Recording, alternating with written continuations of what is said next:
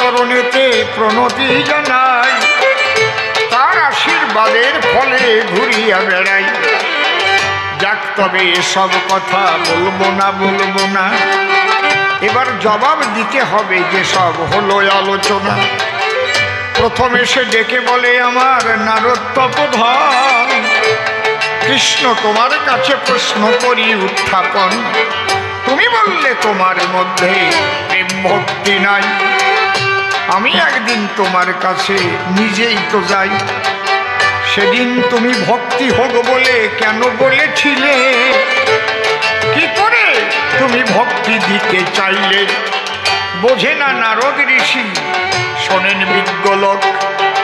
ভক্তি হোক এই বাক্যটা আশীর্বাদ সূচক। একটা ভিখারির ধন না থাকলেও তারে 5 টাকা দিলে আশীর্বাদ দিতে পারে, জানেন জ্ঞানী দলে। তোমার গাড়ি হোক বাড়ি হোক, ভালো হোক সন্তান, ভিখারি বলতে পারে কিন্তু সে টাকা করে না দান। আশীর্বাদে যে কেউ দিতে পারে, জানেন নারী নরে।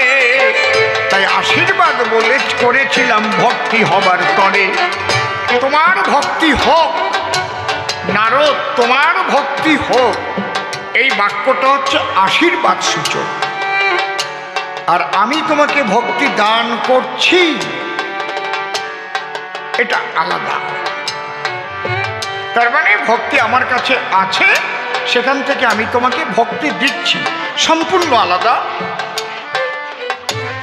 এ বাবা আমি তোকে টাকা দিচ্ছি, তুই একটা বাড়ি করে নে, এ ব্যাপার আলাদা। বাবা তুমি আমার কাছে আমার সঙ্গে যে সুন্দর ব্যবহার করলে, আমি ঠাকুরের কাছে প্রার্থনা করি তোমার সুন্দর একটা পাকা বাড়ি হোক, সুন্দর টুকটুকি একটা বউ হোক। তার মানে কি আমি কি নিজে নিজে বউ হয়ে যাব? এ কোন বলদের পালাই পড়েছে, এ তো বোঝেই না। আর যত বাজে গল্প, কোথায় কার ভজা শেষা, কোথায় বিসি, কোথায় পাদাপাদি, কোন জায়গা থেকে, এ জানলে আমি ওর সঙ্গে করে নিয়ে আসতাম না। যত বাজে গল্প এনে বলেছে সভায়, শুনে শুনে আমি বাবা মরে যাই লজ্জায়। এই কথাগুলো শুনে আমার গল্প মনে পড়ে, ছোট্ট একটা গল্পই আমি বলবো সভা পরে। এক জামাই 1 পয়সাও করে না কামাই, অলস অলস। শ্বশুর বাড়ি চৈত্র মাসে গেছে। চৈত্র বৈশাখ জ্যৈষ্ঠ আষাঢ় শ্রাবণ ভাদ্র, চারিদিকে জলে গেছে ভেসে। মানুষ শ্বশুর বাড়ি গিয়ে কয়দিন থাকে, তাড়াতাড়ি বাড়ি চলে আসে। ও পুতিয়ে রয়েছে 6 মাস।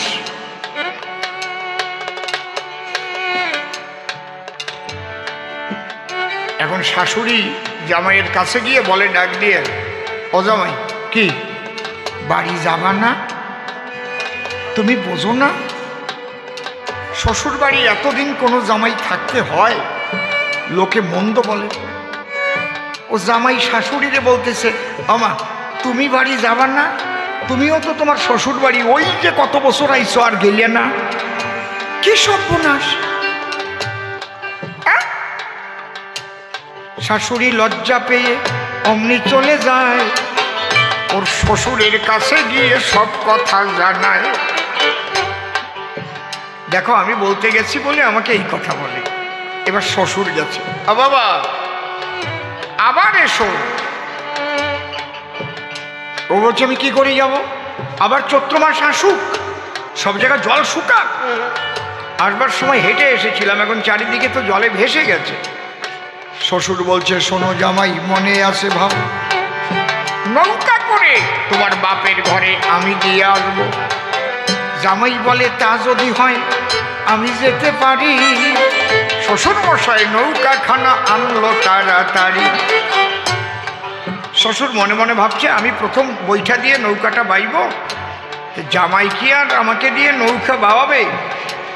জামাইকে প্রথম মাঝখানে বসতে দিয়ে বৈঠা নিয়ে শ্বশুর মশাই একদম ওই চড়াটের উপরে গিয়ে বৈঠা বাইছে। শ্বশুর মশাইয়ের নাম আবার মনোরঞ্জন, কিন্তু গ্রামের সবাই আদর করে ডাকে মনা ভাই। এ মনে ভাইয়া কোথায় যাচ্ছ? আর ওই জামাই চলছে তো নদী দিয়ে নৌকা, আর মাঝখানে বসে বসে গান গাচ্ছে।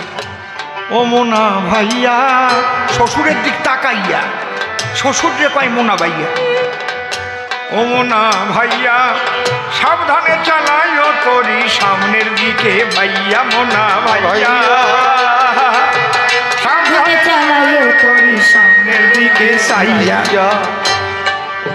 শ্বশুর ভাবতেছে কোন শালারে দিছি মাইয়া, শ্বশুর রে কই মোনা ভাইয়া। সি সি সি সি সি সি মরিছি। শ্বশুর মহাশয় নিচের দিকে তাকাইয়ে বৈঠা ভাই, জামাইয়ের গান শুনে বড়ই লজ্জা পায়। জামাইয়ের মাথার মধ্যে বিজ্ঞান গেছে খেলে। এইবার দেখি জামাই আবার নূতন কথা বলে। শ্বশুর মহাশয় কি এই নদীর দুই দিকে উঁচু মাটি দেখা যায়, নদীর মাঝখানের মাটি গেল কোথায়? শ্বশুর কয় জামাইয়ের কাছে এই মাটি অর্ধেক আমি খাইছি আর অর্ধেক তোর বাবা খাইছে। আপনি খাবেন খাবেন, আমার বাবা খাবে কেন? বলে তোর বাবা মাটি খাইছে তোরে জন্মাইয়া, আর আমি মাটি খাইছি তোরে মাইয়া দিয়ে, আর আমি মাটি খাইছি এইটারে সাথে এই দিয়ে। কি সব গল্প! প্রথমে সেই বিসি দিয়ে আরম্ভ করেছে, বিসি শেষিয়ে ছাড়লো, তারপরে পা দিয়ে গন্ধ বানায় রেখে দিয়ে গেল। হাসো তোমরা হাসো, কিছু বললে না? কত ভালো ভালো কথা ছিল, একটাও বলে নাই। ওর কথা শুনে আমি অবাকে মেনে যাই। আমি বলেছিলাম মায়ের উপর শিবের অভিশাপ ছিল, যে কারণে 3টি বাড়ি দাড়ির হাতে খেলো। ও বলে অভিশাপ থাকবে কেন? জীব যখন জগতে আসে, গর্ভে থাকার সময় ঈশ্বরের সঙ্গে নাকি সবার দেখা হয়।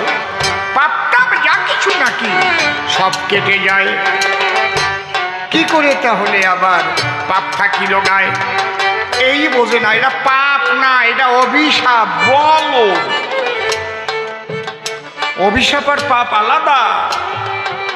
পাপ করিলে খণ্ডানো যায়, সোনের নারী নরে। বৃহৎ সাজা থেকে অল্প হতে পারে, কিন্তু অভিশাপ যদি করে কোনো জন, সে মুক্তি না দিলে মুক্তি পাবে না। শোনেন ভক্তগণ, অভিশাপ আর পাপ আলাদা। আমি বুঝিয়ে দিচ্ছি, দুটো আলোচনা করব, খুব লক্ষ্য করে শুনবেন। এক ব্যক্তি অত্যন্ত সৎ, ভীষণ সৎ। গুরু বাক্য ছাড়া সে চলে না। গুরু বাক্যে ঐক্য রেখে চলে সর্বক্ষণ। সৎ মানুষ বলে তারে চেনে সর্বজন। যে সৎ মানুষ তাকে তো মানুষ সৎ বলেই জানে। বাবা, অসৎ মানুষ যতই সততা দেখাক না না, তার অসৎ বৃত্তি কখনো প্রকাশ পেয়েই যাবে। সত্য কখনো চেপে রাখতে পারবে না, ঠিক কি না? তাই না? চাপা থাকে না। সত্য হচ্ছে আগুনের মতো, বেরিয়ে পড়ে। হাকিম বিচার করে, বুঝতে পারে ঘটনাটা ঘটেছে, কিন্তু এভিডেন্স না পেলে তো সাজা দেওয়া যায় না। আপনারা অনেকেই ভাবেন এই দোষ করলো, সাজা হলো না কেন? এর মধ্যে পুলিশেরও দোষ থাকে। অনেক সময় ঘুষ খেয়ে বিভিন্নভাবে যেটা তদন্ত রিপোর্ট দেওয়ার কথা সেগুলো দেয় না। সব পুলিশটা একরকম হয় না। কথাটা বোঝা গেল কি? কারণ যে কেসটা হবে তার একটা আয়ু নির্বাচন হবে। যেমন ধরনের কেস হবে, ইনভেস্টিগেশন অফিসার তেমন ধরনের হয়। ছোট কেস হলে, পেটি কেস হলে ওই এএসআই কেউরে দিয়ে দিল, এই দেখেন আপনি। যখন বড় ধরনের কেস হয়, থানার পুলিশের হাতের থেকে এসডিপিওর হাতে চলে যেতে পারে। ডিএসপি তদন্ত করতে পারে, এমনও হয়ে যায়। যে তদন্ত অফিসার, তার তদন্তের উপর তো নির্ভর করবে কেসে সাজা হবে না হবে না। তদন্ত করে সে যখন চার্জশিট দেবে, চার্জ ফ্রেম করবে না, ওটাই তো লেখা থাকবে না সমস্ত কিছু। এবং লেখা থাকলে শুধু হবে না, এভিডেন্সগুলো তার সঙ্গে দিতে হবে পিপিকে। কত বড় কাজ বুঝতে পারছেন? এই জন্যই থানায় সহজে এফআইআর করতে চায় না, ভাবে যে মিটাই দেওয়া যায় নাকি। এফআইআর হওয়া মানেই একজন আইওকে নিযুক্ত করা, ঝামেলা আছে।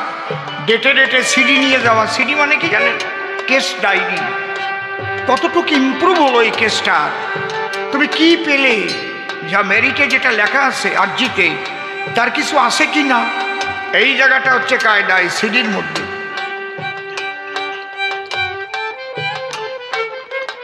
আমি ক্লাস করেছি নন্দ দুলাল ভট্টাচার্যের কাছে, যিনি বনগা বার অ্যাসোসিয়েশনের চেয়ারম্যান ছিলেন।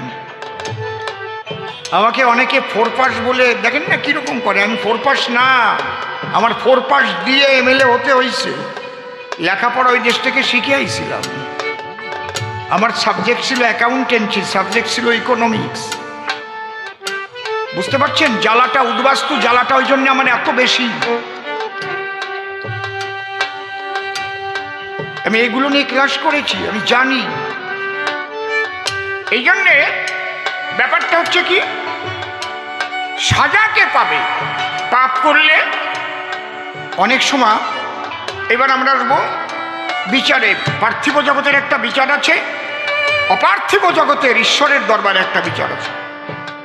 শ্যামল খুব সম্ভব 8 সালে না, 1 মাস আমাকে সিকিউরিটি দিয়েছিল বামফ্রন্ট সরকার। 1 মাস পুলিশ সবসময় আমার সঙ্গে থাকতো, একজন sub inspector.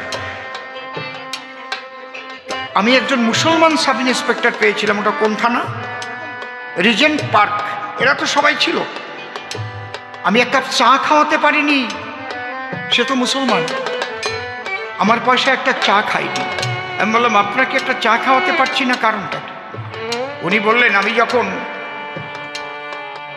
Direct sub inspector হবার জন্য পরীক্ষা দিয়ে পাশ করলাম, ডাইরেক্ট হওয়া যায় এসআই এর, তা আমার যে, আমি যার কাছে মুরিদ হয়েছি, মুরিদ হওয়া মানে দীক্ষা নেওয়া, যে পীর সাহেবের কাছে, আমি আমার জয়েন্ট লেটার নিয়ে পীর সাহেবের কাছে গেলাম। গিয়ে বললাম, তার চরণ চুম্বন করি, আমরা যখন প্রণাম করি চুম্বন করি, যে এই তো আমার চাকরি, সাব ইন্সপেক্টরে আমি চান্স পেয়ে গেছি। তখন আমার সেই পীর বলেছিল করতে পারিস, আমার বাক্য যদি রাখিস। কি?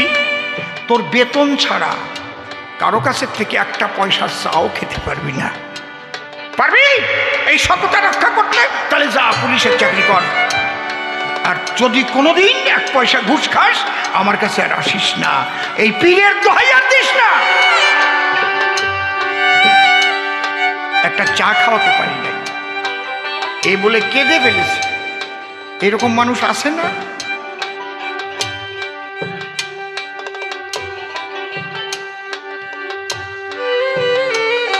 আমাদের আলোচনাটা অভিশাপ আর পাপ। বলতে গেলাম কি, একজন সৎ মানুষ, সবাই জানে সে সৎ, একদম সাধু ব্যক্তি, যে কোনো কারণে রাজনীতিতে গেছে।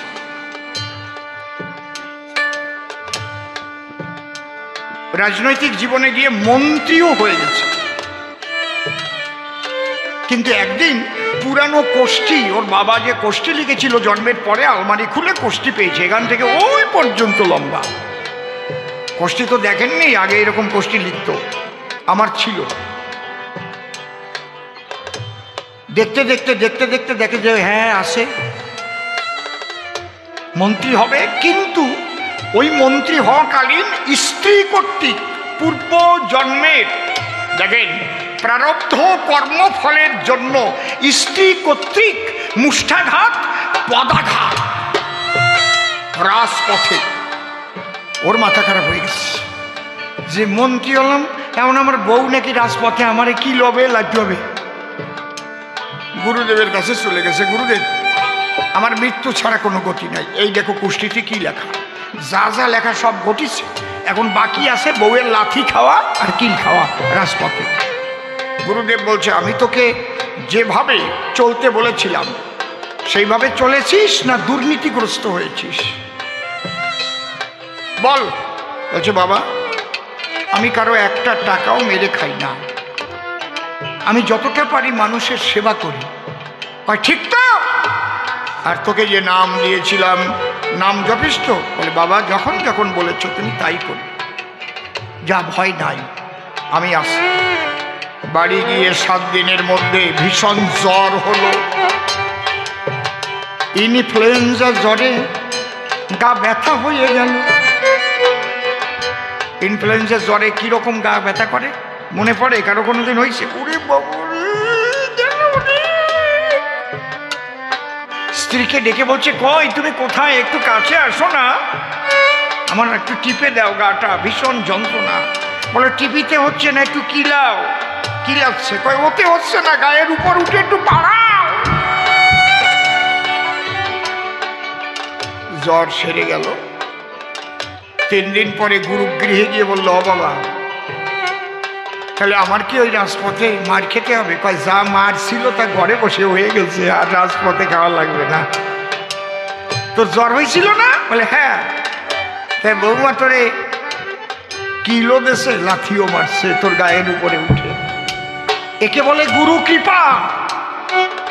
পূর্বজন্মের পাপ থাকিলে গুরু কৃপায় কেটে যেতে পারে, কিন্তু অভিশাপ কাটে না, শোনেন নারী নরে।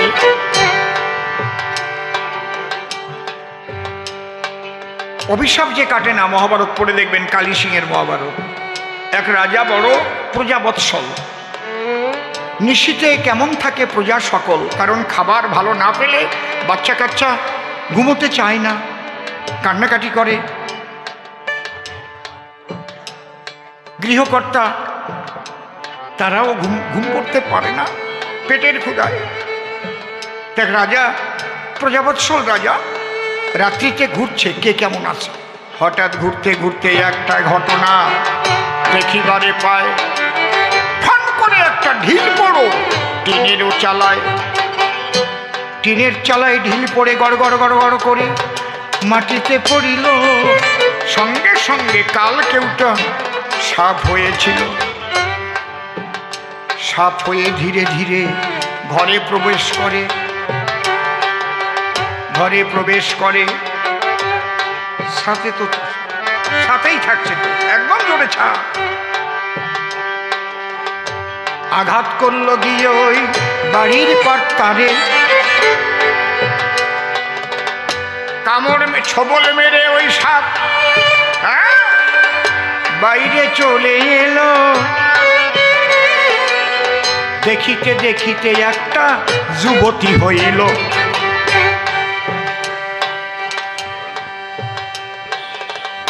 যুবতী হয়ে হাঁটা দিচ্ছে। রাজা গিয়ে তার পেছন পেছন বলছে, দাঁড়াও যুবতী, তুমি কে? আমি নিয়তি। তুমি ঢিল হয়ে টিনের চালে গড় গড় করে পড়ে গেলে, আবার সর্পমূর্তি ধরেছিলে, আমি করি দর্শন। সর্প হয়ে গিয়ে ঘরে বাড়ির মালিককে দংশন করে। যুবতী মূরতি ধরিলে এখন,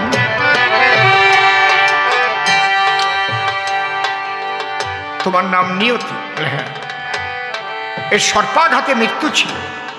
এ পূর্ব জন্মে যে পাপ করে জন্ম নিয়েছিল তাতে সর্পাঘাতে মৃত্যু। ও আচ্ছা নিয়তি, আমার মৃত্যুর পরে কোথায় জায়গা হবে বলতে পারো? বলে, সব আমি জানি। বলে, আমাকে একটু দেখাতে পারো? বলে, চোখ বন্ধ করো, আমাকে স্পর্শ করো, নিয়ে দেখিয়ে আনছি। চোখ বন্ধ করার সাথে সাথে স্পর্শ করলো গায়ে। হ্যাঁ, জোরে দিবি, ভয় পাচ্ছিস কেন? এমন একটা জগতে ওই রাজাকে নিয়ে যায়। হ্যাঁ, গিয়ে একটা ঘরের সামনে যখনই দাঁড়ালো ওই ঘরটা ভরা শুধু ঘোড়ার লেদি ছিল, ঘোড়ার পায়খানা গোল গোল। রাজা তাই দেখে নিয়তিকে বলে, ঘোড়ার লেদি ভরা ঘরের সামনে আমায় কেন নিলে? নিয়তি বলে, মরণের পরে তুমি এই ঘরেতে রবে, অন্য খাবার পাবে না, তুমি ঘোড়ার লেদি খাবে। সে কি অপরাধে ঘোড়ার লেদি করিব ভক্ষণ? নিয়তি বলে, শোনো শোনো শোনো হে রাজন, কি তোমার বাড়িতে মধ্যাহ্নকালে এক ভিখারি এসেছে, অত্যন্ত ক্ষুধার্ত হয়ে তোমার দরজায় গিয়ে ভিখারি ডাক দিয়ে বলেছিল, রাজা কে আছো, আমাকে এক মুঠো অন্ন দাও, আমাকে দুটো খেতে দাও, না হয় একখানা রুটি দিয়ে প্রাণ বাঁচাও।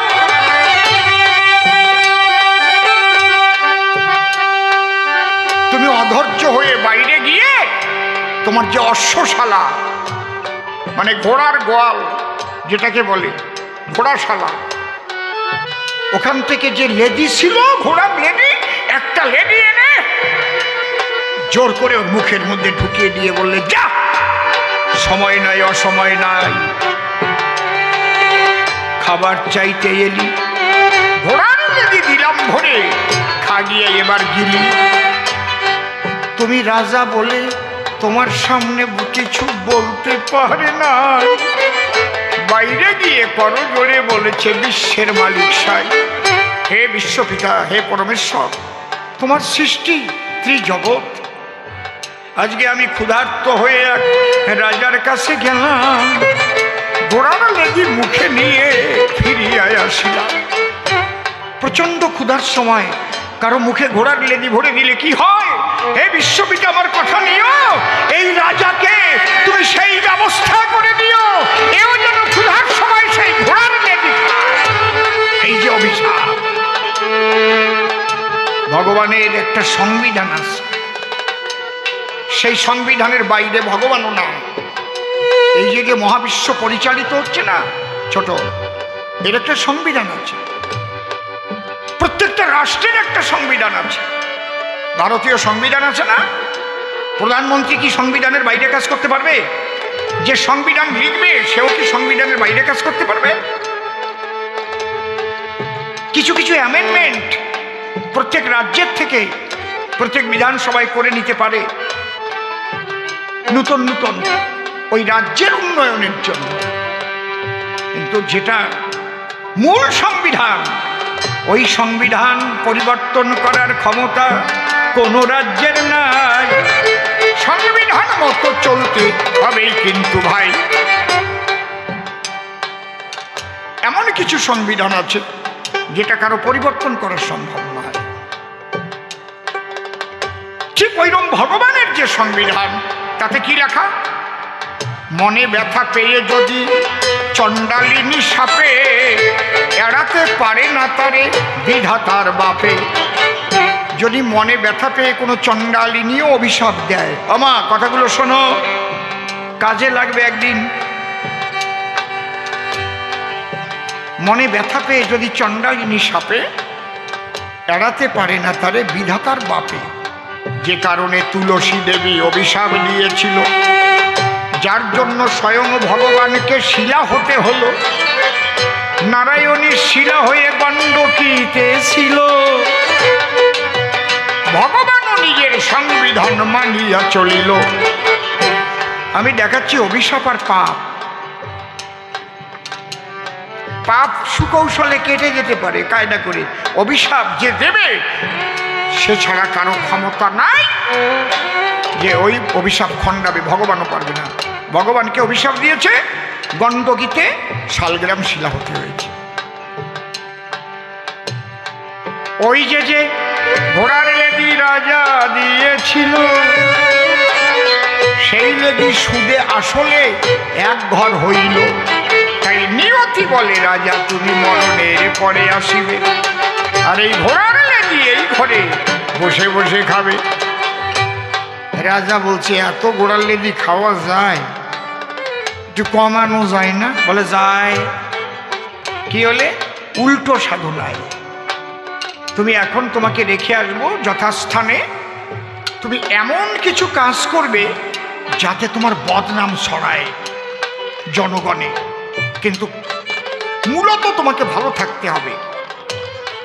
এমন কাজ করবে, ওই যে মোশানে হ্যান্ড হয় না, হাতে লাগে নাই কিন্তু বাঁশি পড়ে যায়, হাতে লাগে নাই কিন্তু রেফারি বাঁশি দিয়ে দিয়েছে, হ্যান্ড বল একেবারে পাশ দিয়ে গেছে, ছয় নাই।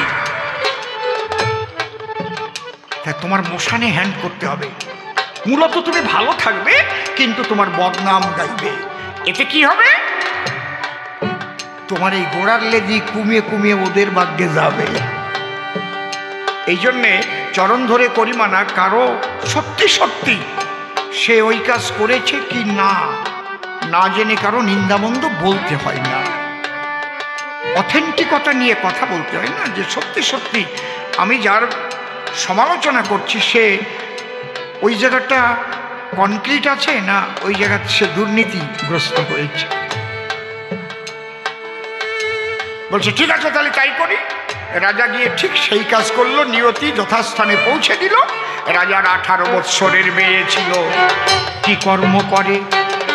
ওকে নিয়ে একটা ঘর বাঁধলো গিয়ে মাঠের ভিতরে, নিজের যুবতী মেয়ে নিয়ে ওই ঘরেতে রয়। ওখানে রাত্রিবেলায় তারা কৃষ্ণ কথা কয়, ভাগবত কথা, কৃষ্ণ কথা। বাবা মেয়ে বলে, হরিনাম করে তারা ভাসে চোখের জলে। কিন্তু জনগণের মধ্যে একটা রিপারকেশন হলো, তা বলা যায় না। রাজা শেষ হয়ে গেল, নিজের কন্যাকে নিয়ে রাজা বাঁধিয়াছে ঘর, কুকর্মে প্রবৃত্ত হয়েছে নিরন্তর। সব জায়গায় রাজার বদনাম বদনাম বদনাম। নিয়তি ভাবে দেখি রাজা কি করিতেছে, দেখিবারে যায়। গভীর রাত্রিতে গিয়ে ওই ঘরের পাশে দাঁড়াই, ঘরের পাশে দাঁড়িয়ে শুনছে মেয়ে আর বাবা হা কৃষ্ণ কৃষ্ণ বলে চোখের জলে ভাসে। ওদের গোপন সাধনা দেখলো দাঁড়াইয়ে ঘরের পাশে। আর জনগণের কাছে গিয়ে যখন জিজ্ঞেস করে, সবাই বলে রাজা গেছে একেবারে সারে খারে। ওই দৃশ্য দেখে নিয়তি করিল নমন।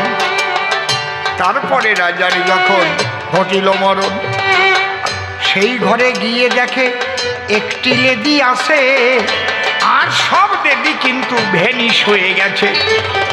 রাজা বলে, অনিয়তি তুমি যা বললে আমার প্রতি, আমি তো সেই কর্মে হয়েছিলাম ব্রতী, কিন্তু এখনো কেন একটা লেডি? রাজামশাই ওই যে অভিশাপের লেডি, ওটা ভগবানও কাটতে পারবে না। যে ভিখারি অভিশাপ দিল, দেখো তুমি ভেবে একটা লেডি অবশ্যই তোমার খেতে হবে। এই জন্য কারো অভিশাপ কুড়াতে নেই বাবা, অভিশাপ কুড়াতে নেই। মনে ব্যথা পেয়ে যদি চণ্ডালিনী সাপে, এড়াতে পারে না তারে বিধাতার বাপে। মনে থাকবে, তাই নাহলে কবি গান শোনায় কোনো লাভ হবে না। আর কুকুরকে কোনোদিন ঝাঁটা দিয়ে পেটাবেন না, কুকুরকে কোনোদিন ঝাঁটা দিয়ে পেটাতে নেই।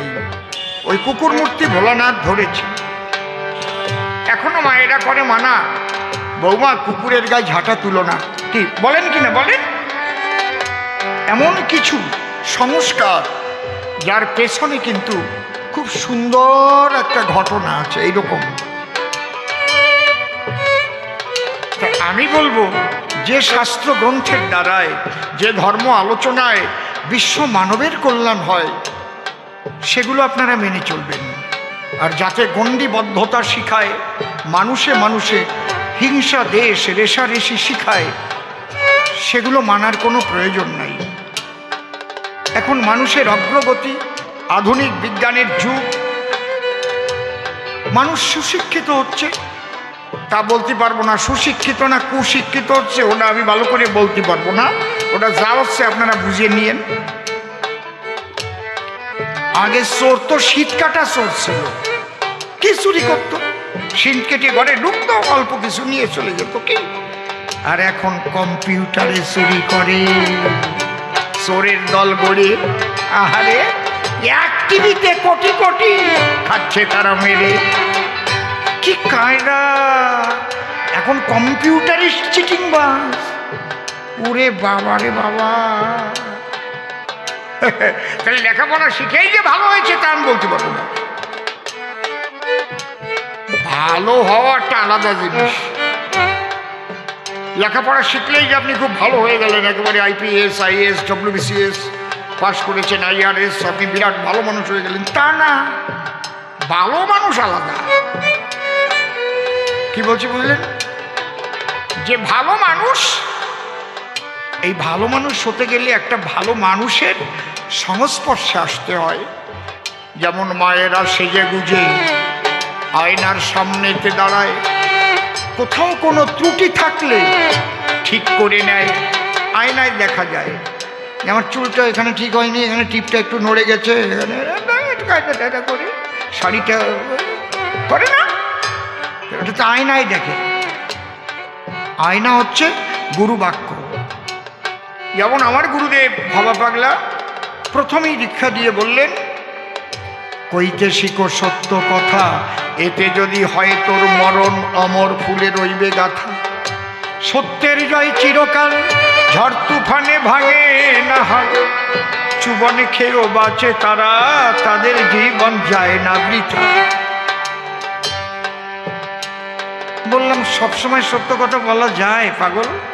বলে, শালা ব্যবসা করতে গেলে দেখবি একটা ব্যবসা লিখতে জোয়া ফালা আছে, একটু বাঁকানো। ব্যবসায় একটু বেঁকে চললে অসুবিধা হয় না, কিন্তু মাপ মতো পাপ করিস, মাপের বাইরে যাস না। হ্যাঁ, জফলা তুলে দিলে তো আমি না, ব্যবসা হয়ে যাবে। হ্যাঁ, কায়দা আছে। কি পাগলার পাগলা! আমি বললাম, মাপ মতো পাপ করা মানে কি? তোর সম্পর্কে যে বিআইন হয়, তার একটা খোসা খাসি দিলেও সে কেস করবে না, বিআইন হয়। কিন্তু তুমি যদি ওই খোসা মাওইরি দিয়ে বেড়াও, মাসিরে দিয়ে বেড়াও, পিসিরে দিয়ে বেড়াও, মাতৃস্থানীয়। কি সুন্দর জ্ঞান দাতা না? বলছে, চোখ কানা ভালো, দিক কানা যেন হবি না। এমন কাজ করবি না যে আমি অমুক দিকে যেতে পারবো না, ওই গ্রামে গেলে আমার পেদাবে। যা ঘটায় আইছি, বুঝতে পারছেন? তার চাইতে চোর এক চোখ কানা হয়ে যাক, তাও ভালো। সদ্গুরু না পেলে কোনোদিন ওই আয়নার সামনে না দাঁড়ালে না মানুষ ভালো হতে পারে না। গুরু বাক্যকে ধরতে হবে। আর কি? ব্রহ্মচর্য। সৃষ্টিকে রক্ষা করে হবি ব্রহ্মচারী। যে কথা বলে গেছে আমার, ওরা কান্দির হরি লয়ে নিজ নারী ব্রহ্মচারী, সচ্চরিত্র রবে হাতে কাম মুখে নাম, সদা সত্য কথা কবে। পরসতী পরপতি কবুনা স্পর্শিবে, তুমি না ডাকিলেও হরি তোমাকে ডাকিবে। সত্যবাদী জিতেন্দ্রিয় হইবে কো যেই, না থাকুক তার ক্রিয়াকর্ম হরিতুল্য সেই। একই কথা তুমি ইংলিশে বলো, এই কথাই বলতে হবে, হিন্দিতে বলো, এই কথাই বলতে হবে। সাচ বরাবর তপ নেহি, झूठ बराबर पाप, जिसको दिल में साच है उसको दिल में आप। বাইবেল বলছে, truth is god, god is true. সত্য ঈশ্বর, ঈশ্বরই সত্য। সত্যকে বাদ দিয়ে সব সাধনা ভুল। পূজা, নামাজ, রোজা যা কিছু করে সব কোনটাই কাজ হবে না। মানুষে মানুষে শুধু রেশারেশি পারবে। সত্য আর ব্রহ্মচর্য ধরে চললে পরে সেই মানুষ মরে গেলেও মানুষ স্মরণ করে। তাই পাপ আর অভিশাপ বুঝলেন তো নাকি? বুঝাতে পারলাম তো? অভিশাপ শিব করেছিল, যে কারণে মায়ের পিঠে 3টি বাড়ি পড়ল। আর এই গাঁজাখুরি কথা কোথায় পাইছে? যে গর্বে বসে নাকি আগের জন্মের সব পাপ কাটিয়ে যায়। কোন জায়গায় লেখা আছে?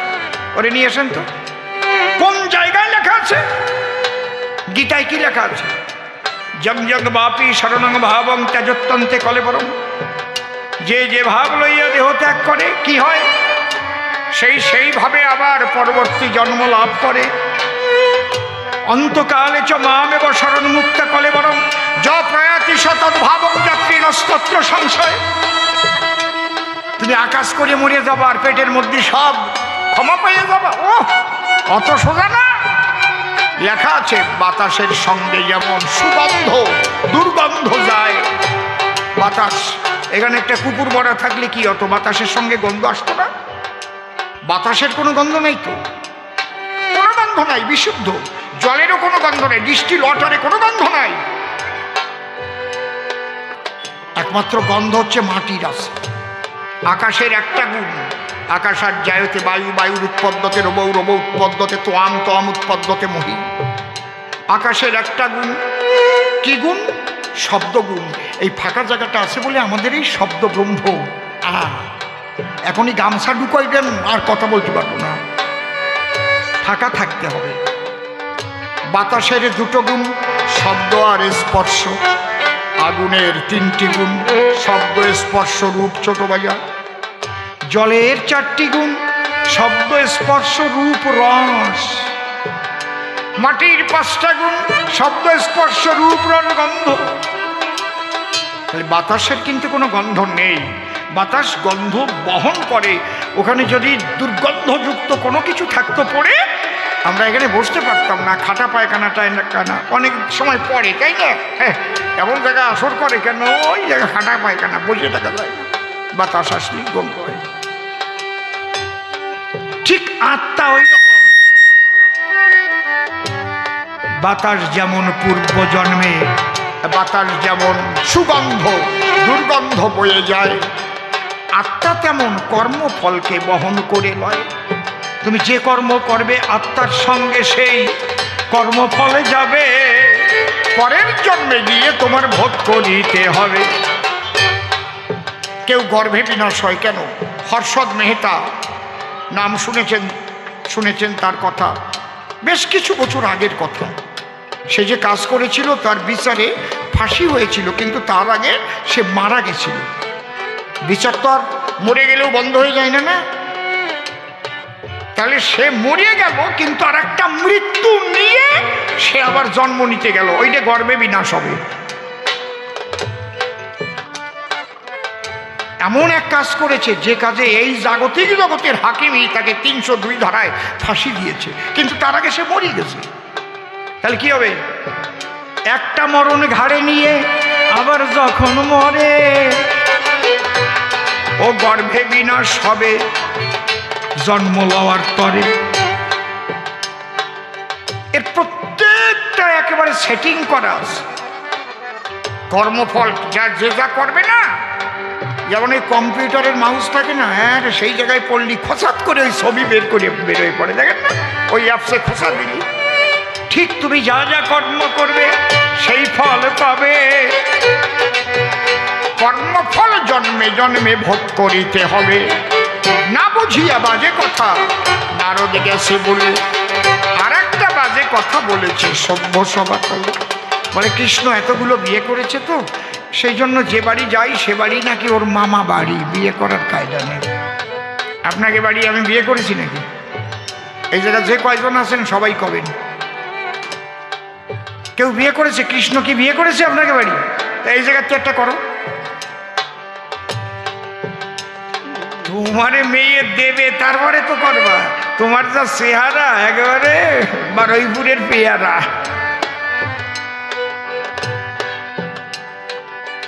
তুমি বিয়ে করবা? বলে কৃষ্ণের জন্য বিয়ে করতে পারিনি।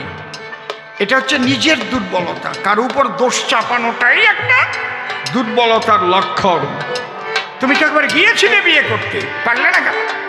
মালা কেন দিল না তোমায় বলো মমস্থলে? অম্বরীশের কন্যা মালা কেন দিল না আমার গলে? লজ্জা হওয়া উচিত। এই কৃষ্ণের বিয়ের কথা বলছো? কৃষ্ণের বিয়ে যার যা সয় সে যদি তাই করে সে হয় মহাশয়। বিশেষ কারণ ছাড়া বিশেষ ব্যক্তি বিশেষ কোনো কাজ করে না, এটা জেনে রেখো না।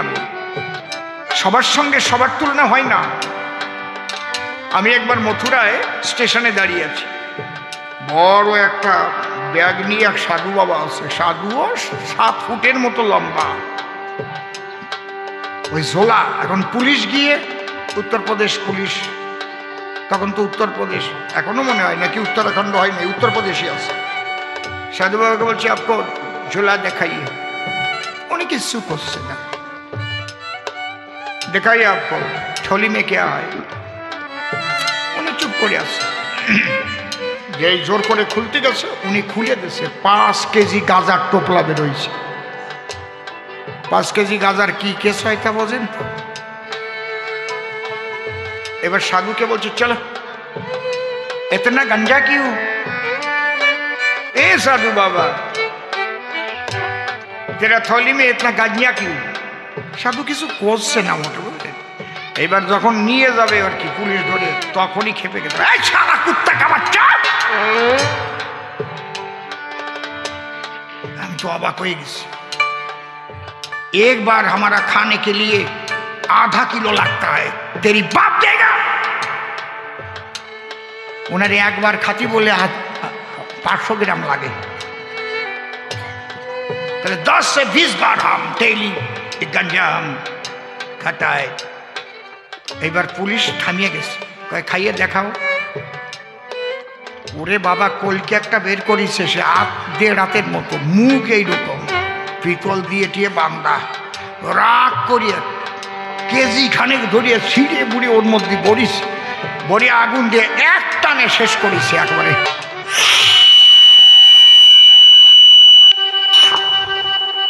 বাহ, ভালো সময় তুমি কেসিং ধরিস তো।